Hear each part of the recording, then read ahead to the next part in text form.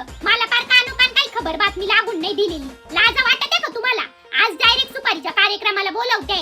बरं काय ग गुड्डे, काय करतो तुझा होणारा नवरा? पुण्याला कंपनीत आहे कामाला. अगं येडे, नीट चौकशी करून बघ.